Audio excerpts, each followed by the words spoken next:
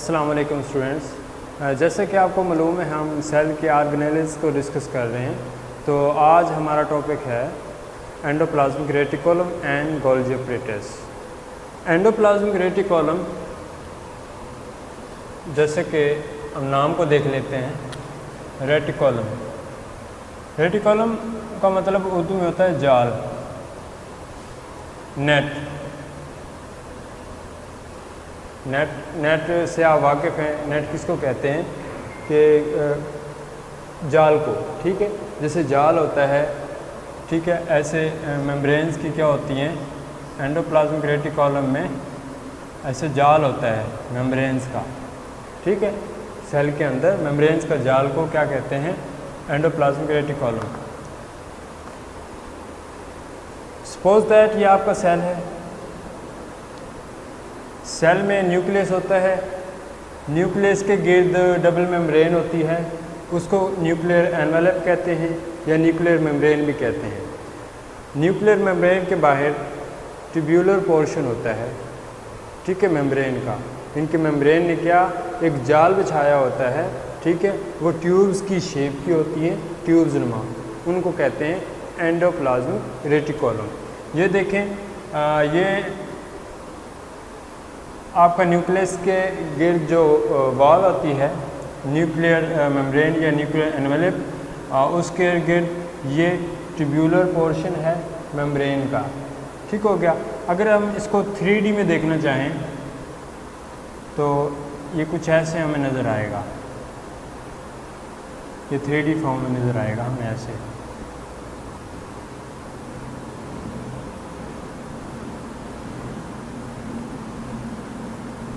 ऐसे नज़र आएगा, ठीक हो गया।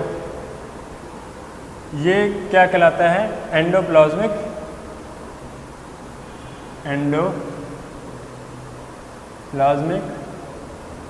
रेटिकुलम।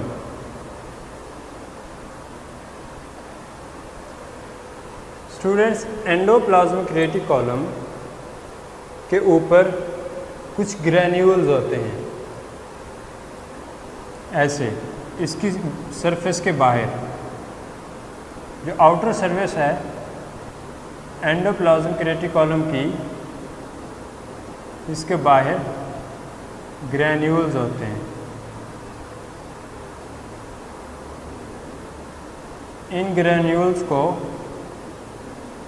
ऐसे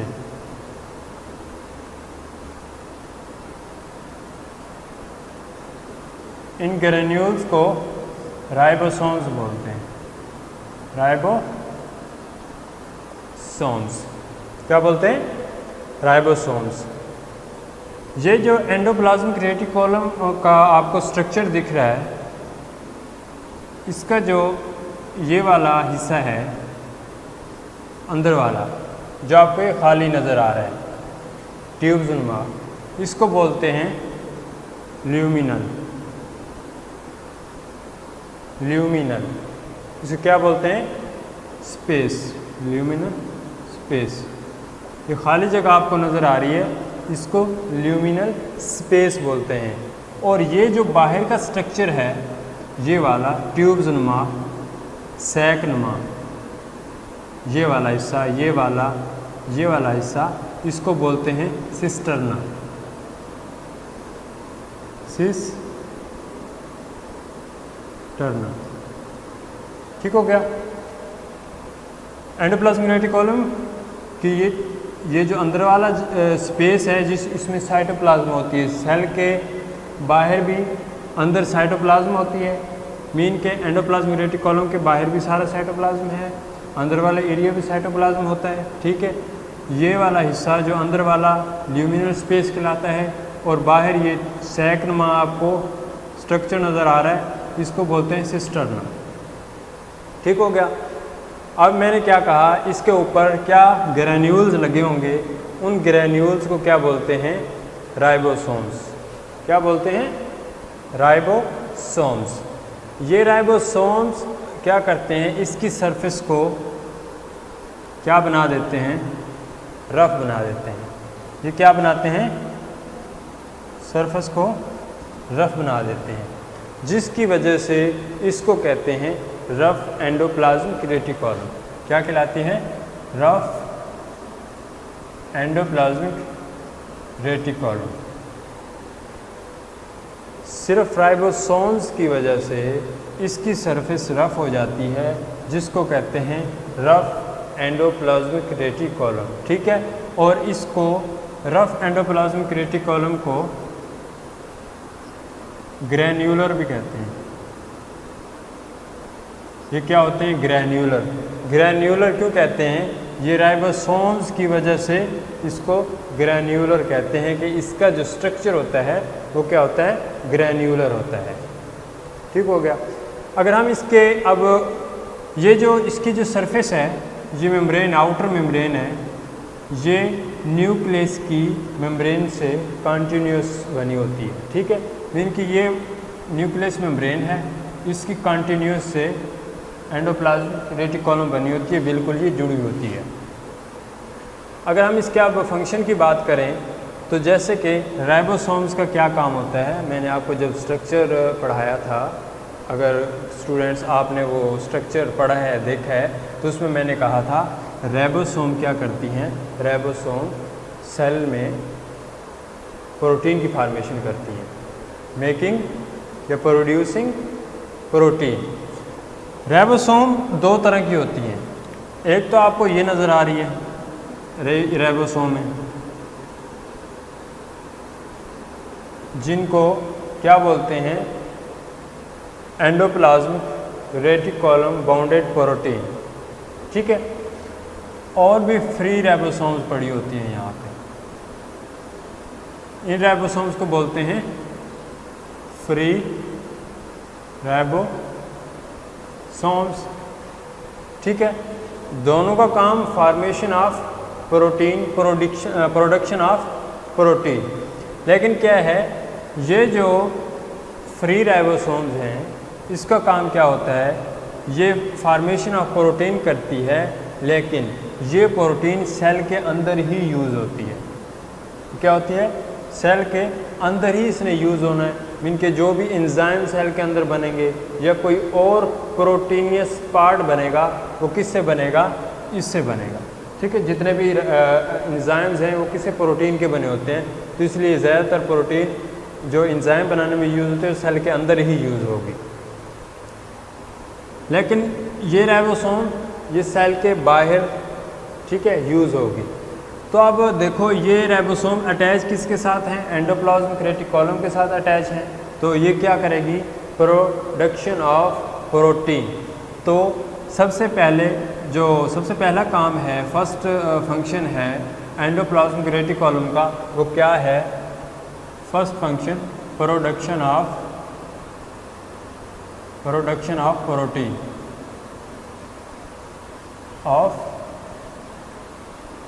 प्रोटीन इसका फर्स्ट फंक्शन है कि एंडोप्लाज्मिक रेटिकुलम प्रोटीन की प्रोडक्शन करता है।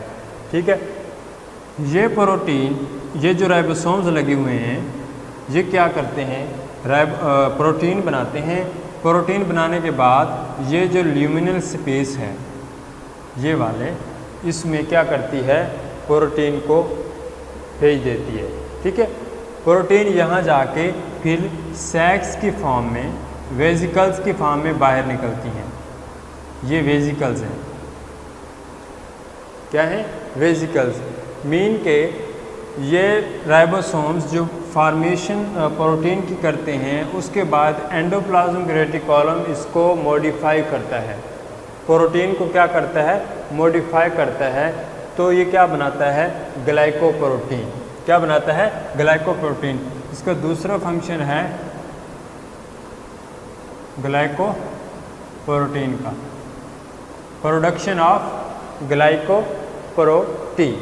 ठीक है, प्रोटीन बनाई, इसने मॉडिफाई किया और क्या कर दिया? साथ में ग्लाइकोप्रोटीन बना दी। ठीक है, इसके साथ क्या लगा दिया? कार्बोहाइड्रेट लगा के इसको ग्लाइकोप्रोटीन बना दिया। तो इसकी मॉडिफिकेशन कर दी, मीन के इसके स्ट्रक्चर में इसके साथ इजाफा हो गया, तो ये ग्लाइकोप्रोटीन बना देगा। ठीक हो गया। ये रफ एंडोप्लाज्मिक रेटिकुलम के दो फंक्शन होते हैं। ठीक हो गया। नेक्स्ट शायद आपने जब मैंने पढ़ाया है आपको स्ट्रक्चर ऑफ सेल के स्ट्रक्चर में मैंने कहा था कि मॉडिफिकेशन काम किसको होता है, गोल्जी ऑपरेटस को होता है। जी बिल्कुल, गोल्जी ऑपरेटस का मॉडिफिकेशन का मेन जो फंक्शन है वो मॉडिफिकेशन का वो है गोल्जी ऑपरेटस का। लेकिन एंडोप्लाज्मिक रेटिकुलम भी क्या करता है, मॉडिफिकेशन करता है। अब हम बात कर लेते हैं गोल्जी ऑपरेटस की। ये गोल्जी ऑपरेटस है, मैं थोड़ा ऐसे बनाता हूँ। ये सेल में कनकेव शक्ल के ऐसे मेम्ब्रेनियस स्ट्रक्चर होते हैं, ठीक है।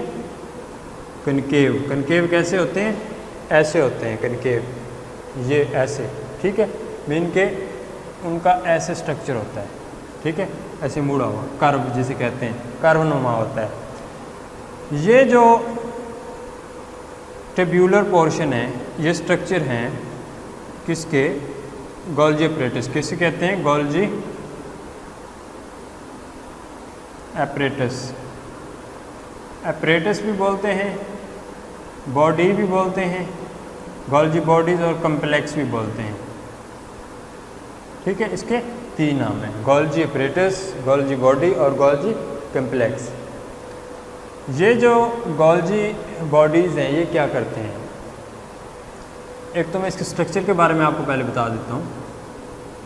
ये जैसे इसकी जो सरफेस है, ठीक है, जो एंडोप्लाज्मिक रेटिकुलम के करीब होगी, जो नज़दीक होगी, ठीक है, इसको बोलते हैं सिस फेज। सिस क्या बोलते हैं, सिस। और जो सरफेस एंडोप्लाज्मिक रेटिकुलम से दूर होगी उसको बोलते हैं ट्रांसफेज। ट्रांसफेज, ठीक हो गया। इनके इसके जो स्ट्रक्चर है, इसकी वो सरफेस जो सामने हो एंडोप्लाज्मिक रेटिकुलम के और नज़दीक हो उसको बोलते हैं सिस। सिस मीन होते सामने, फेस टू फेस, ठीक है। और ट्रांस कहते हैं जो अगेंस्ट हो, उसको बोलते हैं ट्रांस, ठीक हो गया।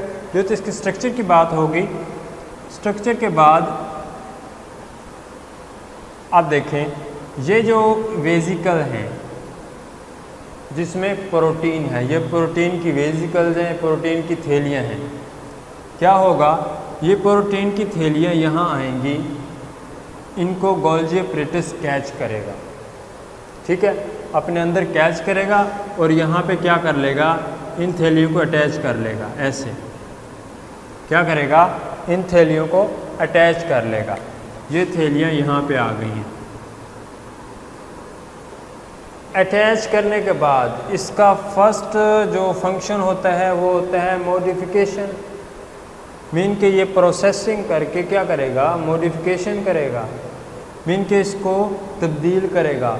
अगर यहाँ से आई है प्रोटीन, ये ग्लाइकोप्रोटीन में इसको कन्वर्ट करेगा। अगर यहाँ से ग्लाइकोप्रोटीन आई है तो मज़ीद उसको मॉडिफाई करेगा।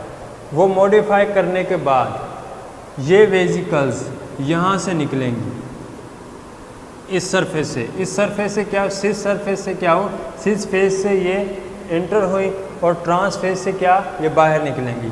ये वेजिकल ऐसे यहाँ पे आ जाएंगी।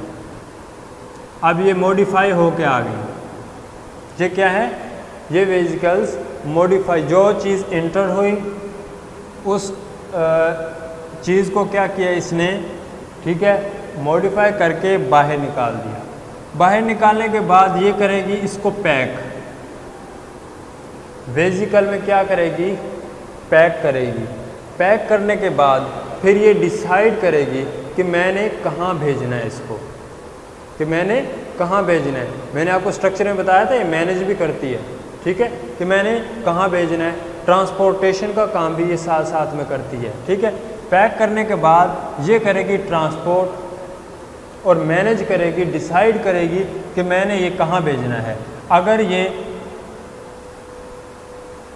ये सेल मेम्ब्रेन है, ठीक है, या तो ये क्या करेगी, सेल की सेल मेम्ब्रेन में प्रोटीन को भेज देगी, क्योंकि सेल की सेल मेम्ब्रेन कल हमने जो स्ट्रक्चर पढ़ा था प्रीवियस लेक्चर में, उसमें क्या कहा था हमने कि सेल की सेल मेम्ब्रेन किससे बनी होती है, प्रोटीन की भी बनी होती है और लिपिड की भी बनी होती है, ठीक है, फास्फोलिपिड बाइलेयर की होती है और प्रोटीन की।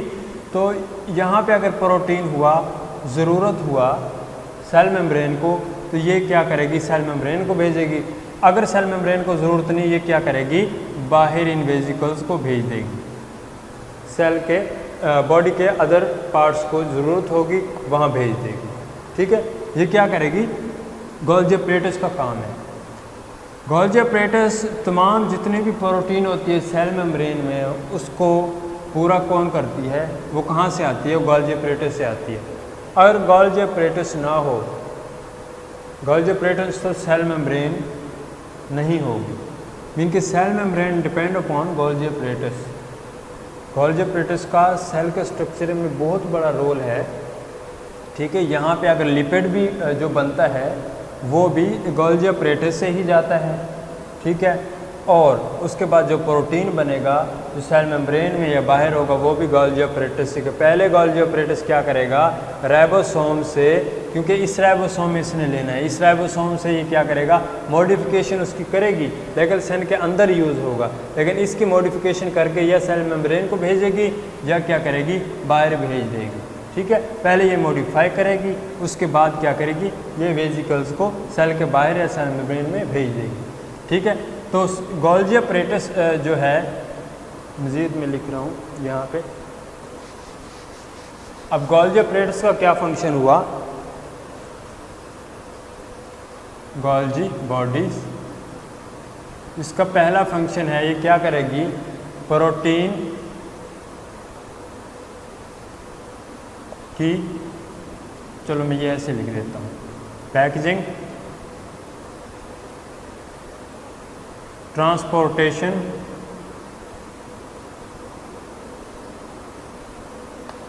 ठीक है। दूसरा फंक्शन है इसका। तीसरा फंक्शन मॉडिफिकेशन,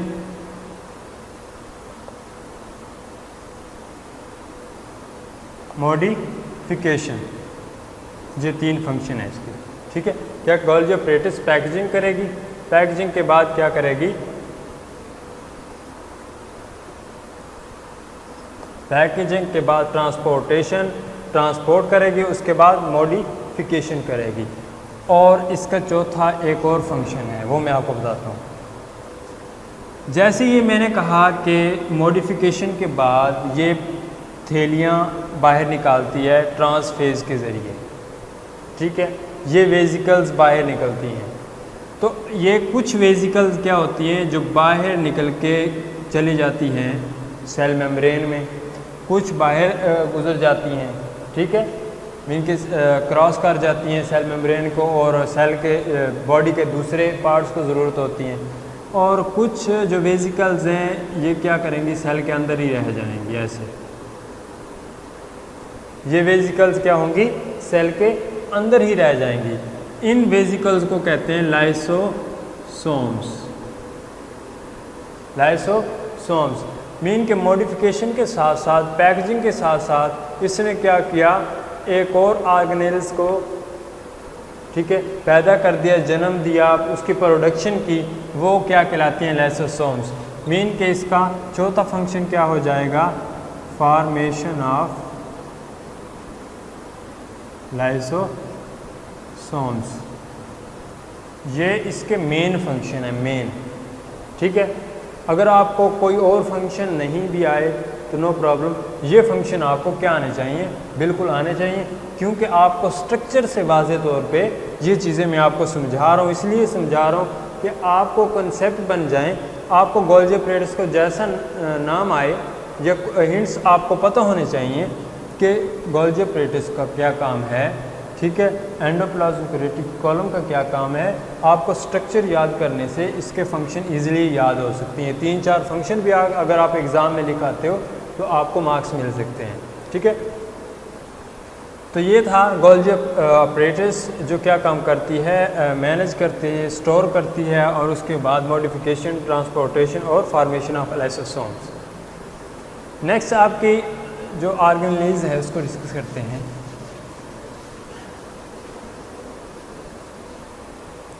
अब देखें, ये आपका रफ एंडोप्लाज्मिक रेटिकुलम, इसके साथ में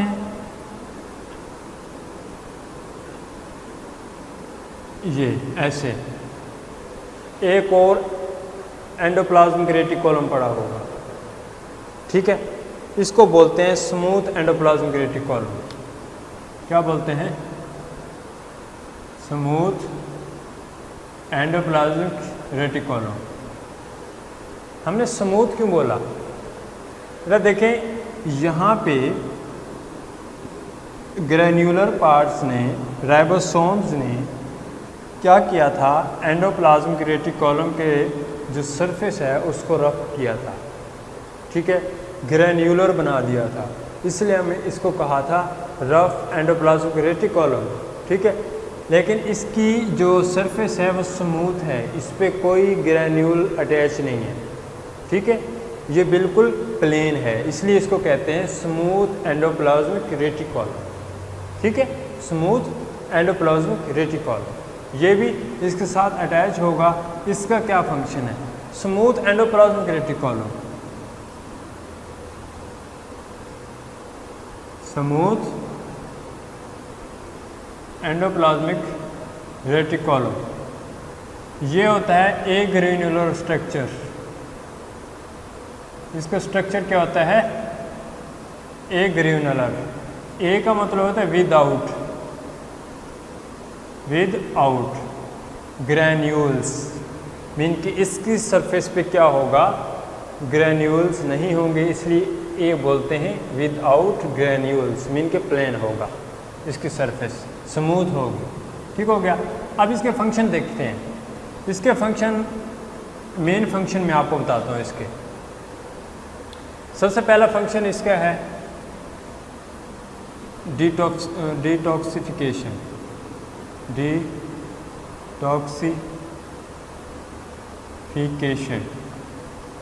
कि क्या करेगा? सेल में डिटॉक्सिफिकेशन का काम करेगा। दूसरा फंक्शन है इसका कैल्शियम एब्जॉर्प्शन,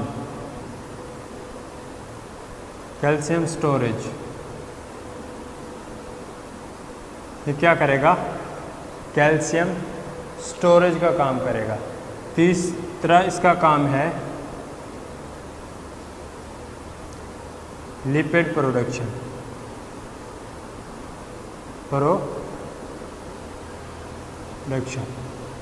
ठीक है। इन तीन को थोड़ा सा हम डिटेल में पढ़ लेते हैं। ये तीन काम है इसके। फर्स्ट क्या करेगा? इसका फंक्शन होगा, ये क्या करेगा? Production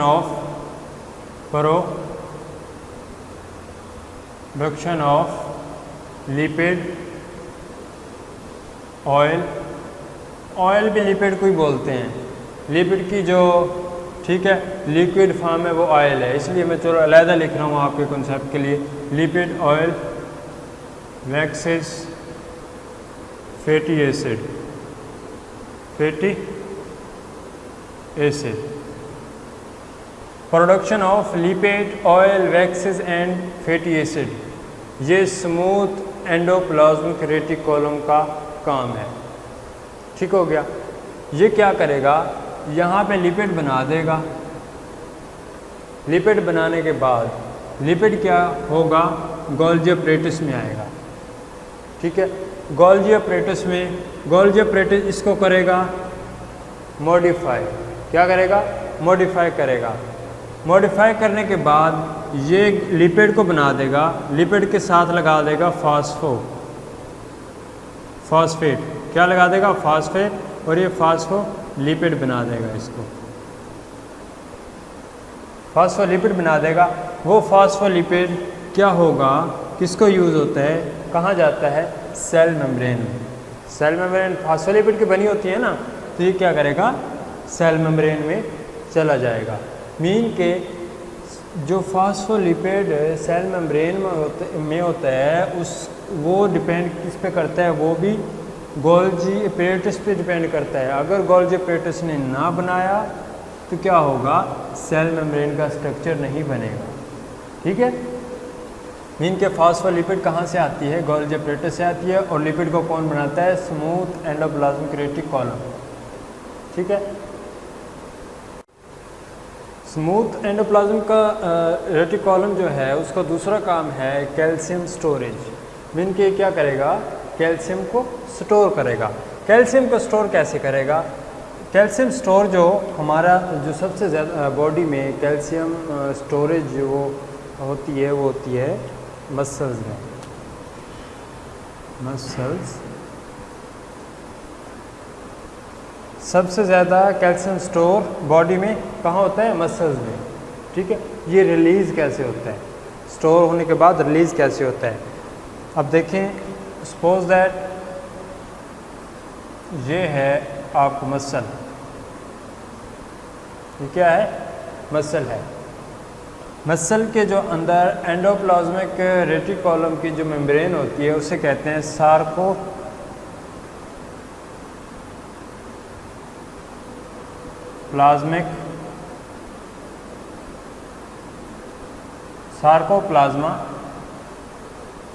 endoplasmic reticulum, endoplasmic reticulum. इनकी इस मेम्ब्रेन को क्या कहते हैं, यहाँ पे होगा फॉर एग्जांपल, ये देखें, ये क्या चीज़ है, ये है स्मूथ मसल। ठीक है, यहाँ पे स्मूथ एंडोप्लाज्मिक रेटिकुलम है मसल के अंदर। ठीक है, यहाँ पे कैल्शियम एब्जॉर्ब, यहाँ पे क्या है, कैल्शियम एब्जॉर्ब है। इसका क्या काम है, कैल्शियम स्टोरेज, ये स्टोर करेगा यहाँ पे। ठीक है, कैल्शियम स्टोर है। अब कैल्शियम ने रिलीज होने क्या करेगा, यहाँ से एक न्यूरोट्रांसमीटर आएगा, न्यूरॉन आएगा। ठीक है, बाहर से क्या होगा, एक न्यूरॉन आएगा, न्यूरॉन यहाँ पे न्यूरोट्रांसमीटर रिलीज़ करेगा। ठीक है, जो इसको पैगाम देगा कि भाई आप क्या करो, कॉन्ट्रैक्ट हो जाओ, आप कॉन्ट्रैक्ट हो जाओ। ये रिलैक्स हो उस वक्त होगा, ये क्या करेगा, कॉन्ट्रैक्ट होगा। ठीक है, इसके मैसेज से ये मसल क्या करेगा, कॉन्ट्रैक्ट होगा। कॉन्ट्रैक्ट जब होगा तो उस वक्त सोडियम आयन क्या होगा, जो सेल के बाहर बहुत ज़्यादा होता है वो क्या करेगा, सेल के अंदर आ जाएगा। जैसे ही सेल के अंदर आ जाएगा, ये सोडियम आयन जैसे ही अंदर आया, ठीक है, यहाँ पे कैल्शियम क्या हो जाएगा, रिलीज़ हो जाएगा। मीन के जब मसल कॉन्ट्रैक्ट करेंगे तो उस वक्त जो कैल्शियम स्टोर हुआ था वो क्या होगा, रिलीज़ होगा। तो सबसे ज़्यादा जो कैल्शियम की स्टोरेज होती है वो कहाँ पे होती है, मसल में होती है। ठीक हो गया। नेक्स्ट थर्ड इसका जो फंक्शन है वो है detoxification. Detoxification of toxin substance like alcohol etc। ठीक है, मीन के आप देखें ये डिटॉक्सिफिकेशन कैसे करता है। कोई भी ड्रग ले लें, वैसी या वैसी, ठीक है, गुड ड्रग ले लें या बैड ड्रग ले लें। ठीक है, बैड ड्रग में मैं अल्कोहल का नाम लूँगा, गुड ड्रग में मैं कोई एंटीबायोटिक का नाम लेता हूँ। ठीक है, फॉर एग्ज़ाम्पल कोई बंदा है वो अल्कोहल का नशा करता है, अल्कोहल ज़्यादा लेता है। ठीक हो गया, वो क्या करता है, अल्कोहल ज़्यादा लेता है। तो जो स्मूथ एंडोप्लाज्मिक रेटिकुलम है वो क्या करेगा, वो डिटॉक्सिफाई करेगा। उसका काम क्या है, डिटॉक्सिफाई करना। डिटॉक्सिफाई किसे कहते हैं कि जहरीलेपन को ख़त्म कर देना, किसी चीज़ के जहरीलेपन को ख़त्म कर देना। ठीक है, उसकी टॉक्सिसिटी को क्या कर देना, बिल्कुल रिमूव कर देना, उसे न्यूट्रल कर देना, उसे कहते हैं डिटॉक्सिफिकेशन। वो किसका काम होगा, वो स्मूथ एंडोप्लाज्मिक रेटिकुलम का काम होगा। जब कोई बंदा अल्कोहल एडिक्ट है, ठीक है, वो अल्कोहल लेता है तो क्या करेगा, अल्कोहल जैसे ही फॉर एग्जांपल ये है ड्रग, अल्कोहल इसको मैं कहता हूँ। कि जैसे ही जाएगी, ठीक है, लीवर में, कहाँ जाएगी? सबसे ज़्यादा कहाँ पे? मैं लीवर की बात करूँगा। लीवर में डिटॉक्सिफिकेशन होती है चीज़ों की। ये जैसे ही जाएगी तो क्या करेगा? स्मूथ एंडोप्लाज्मिक रेटिकुलम इस ड्रग के साथ OH ग्रुप लगा देगा, हाइड्रोक्सल ग्रुप लगा देगा, OH ग्रुप।